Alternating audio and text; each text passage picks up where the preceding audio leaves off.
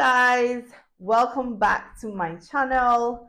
I am Dr. Onji, and on this channel we discuss topics related to education, career, and personal development.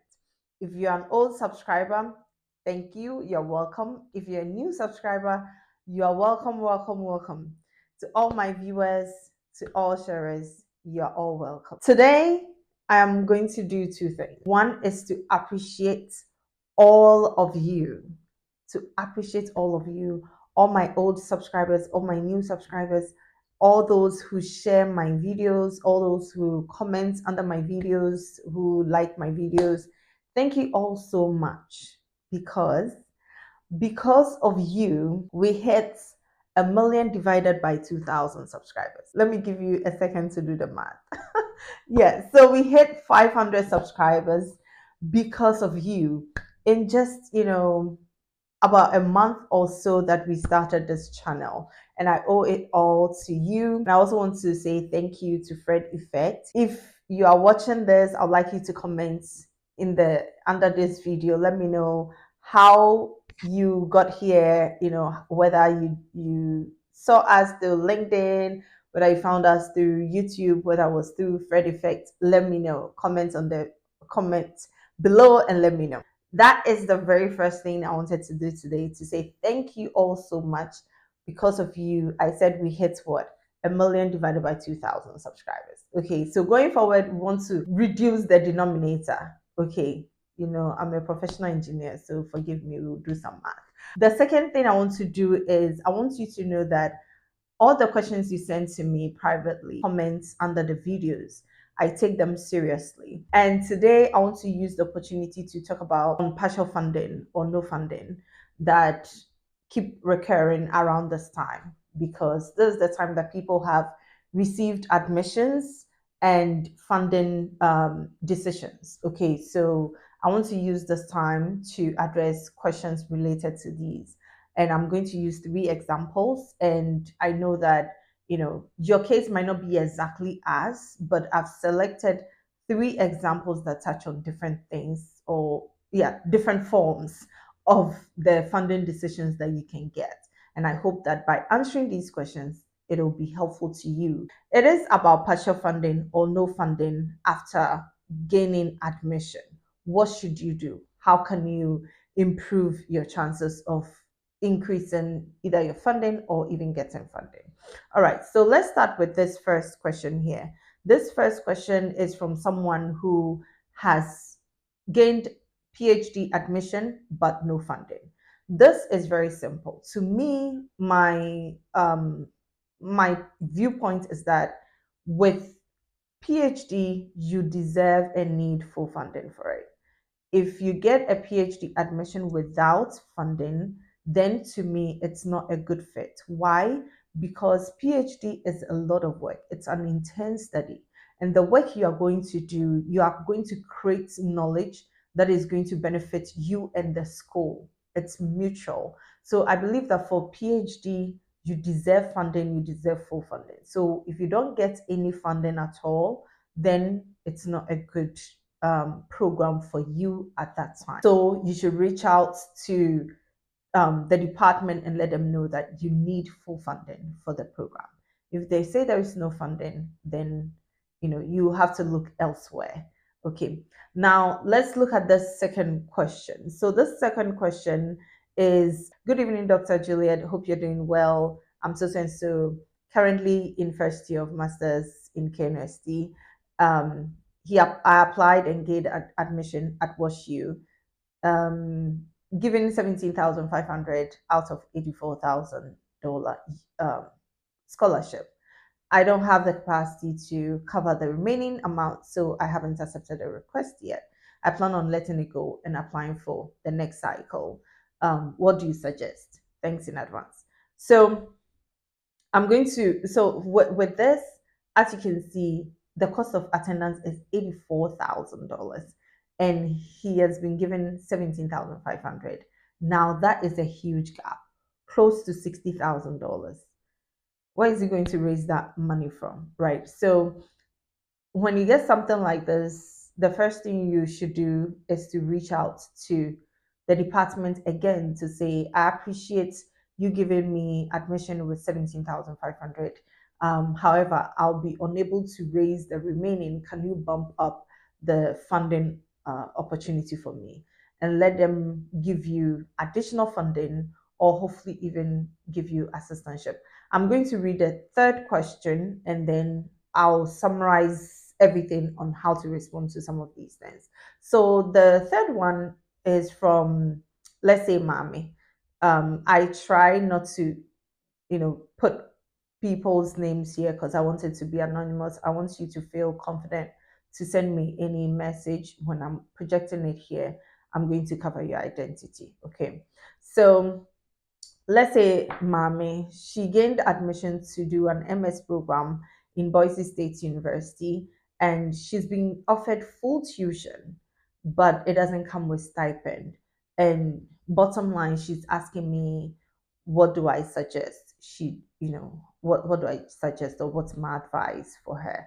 She mentions that right now her options are to take a loan and she doesn't want to start her life with a loan. What do I suggest? So in this case, let me call her Mommy. In Mommy's case, this is a very good partial funding. 100% tuition waived. That is awesome. The remaining is how do you cover your living expenses? So this you can get around it by still reaching out to your graduate coordinator to say that, hey, I appreciate you giving me this funding, and I would like to be considered for additional funding opportunities in order to be able to cover my living expenses. She mentioned that she had applied for graduate assistantship positions, but she didn't get any. In her case, she can still reach out to the department to say, hey, do you have any additional funding at all? Any additional scholarship that I can even apply to in the school? And sometimes there are additional scholarships within the school that you can apply to that the graduate coordinators can direct you in the right path. Okay.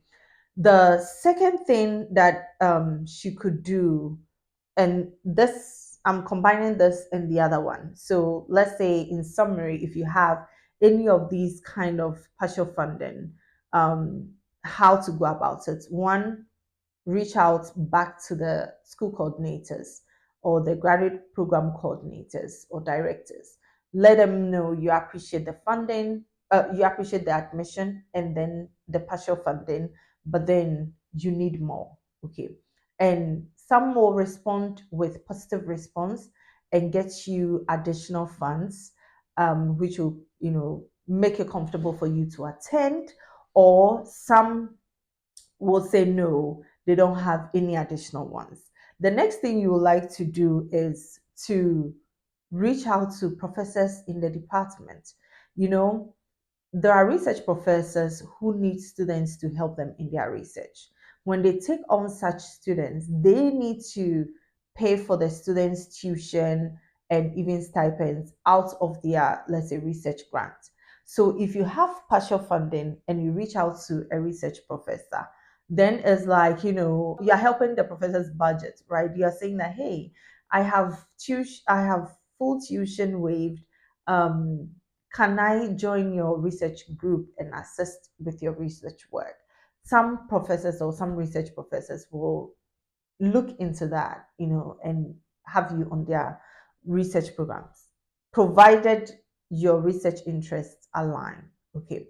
Now, the other thing you can do is reaching back to, let's say, the graduate coordinators and even the professors. If they say no, they don't have any additional funding opportunity available, you can let them know that, okay, you like to defer your admission to, let's say, next semester or next fall. Is it possible, to defer your program so that at that time, between now and then, you are considered for assistantship that opens up? So that way, you're trying to, get in front of the line of those who will be applying next cycle, and it works. I've seen countless times people who have deferred programs or people who have waited to get funding opportunities or to get graduate assistantships the following academic years. Reach out to the program directors on this. And whilst you defer, make sure you keep constant touch, constant communication with them. A month or two, you email them that you're hoping to join their school in the coming fall or next fall. You're still hoping that you can get funding. You're hoping that you can get the graduate assistantship. It works. The other thing that you can do, especially in a case like mommy's case where you have full tuition but no stipends, this, I think that is, let's say, the best partial funding situation you can get. Because with that, what you can do is, if it's possible, you can raise about $5,000 and come in to support yourself for the first semester. By the end of the first semester, you would have gotten to know more people in the school. You would have, you'll be in a better position to find campus jobs that can support you. You'll be in a better position to even get graduate assistantship positions. You'll be in a better position to get things like administrative assistantships, like you can be working in a library and be getting stipends. So if it's possible, if you, your family, anybody can help you raise $5,000, for example, for the start, you can always come in, and once you're in, it'll be easier for you to navigate getting campus jobs or assistantships by your second semester or by the second year. And the other thing you can do too is you can defer your admission and use the time to actively work on external funding. I talked about external funding. I talked about some of the external funding in my previous video, and for most of them, their applications are passed at this time. Like they are making decisions now, right? So this is the time that you can defer your admission and work on those external funds, so that a year by now you already have your admission. And in this case, when you have full tuition, you can add external funds to it to be able to support your graduate program. So the very least one, which I've talked about before, if all of these do not sound good to you and you think that you're in a position to take a good loan, especially if you're doing a very good program in a very good school, that you know that the return on investment is going to be great, then you can pursue loan options. But I've said it before, it should be the least preferred, right? All right. So, in a nutshell, that is how to navigate partial funding situations. I hope this is helpful. And remember, one of the main reasons for today's video is to say thank you for subscribing. And if any of this was useful to you or helpful to you, do also subscribe, um, comment below, and also share with your friends. Until then, see you in the next video, and bye.